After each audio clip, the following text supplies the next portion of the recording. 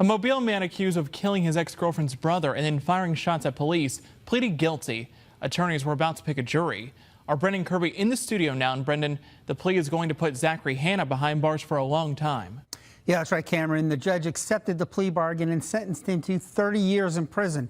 Had he rolled the dice, he could have been facing life in prison. Zachary Hanna admitted this week that he killed a man in 2022 in West Mobile and injured a Mobile police officer who was trying to apprehend him. He pleaded guilty to 9 felonies, murder, 7 counts of attempted murder, and shooting into an occupied vehicle.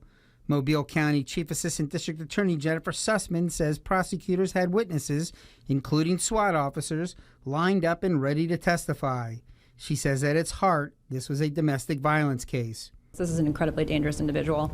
Obviously, it's not just the number of victims, but I'd like to point out that the person who was murdered was actually the brother of the ex-girlfriend. So this wasn't a typical DV situation, but it goes to show you that those situations are so volatile. Investigators say Hanna got into an argument with his ex-girlfriend and fired into her husband's car off of Ziegler Boulevard in the Glen Acres neighborhood.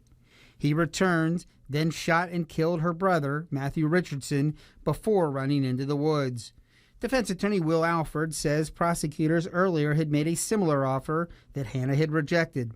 He says there was evidence that Richardson and the husband had been beating on him and that Richardson opened the door of the shed where he had been staying when the shooting occurred. It would have been a self-defense claim, and honestly, probably the most defensible case that we had was actually the murder case. But Alford says the shots that struck and wounded one of the officers during the shootout would have made it difficult to defend against the attempted murder charge.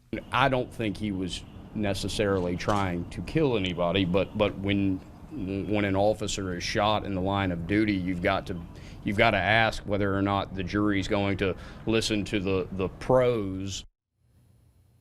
Hanna will get credit for the 3 years he's been locked up, but he'll still have to serve another 12 years before he's even eligible to be considered for parole. Sussman says that the DA's office absolutely will oppose early release. Reporting live in the News Center, Brendan Kirby, Fox 10 News.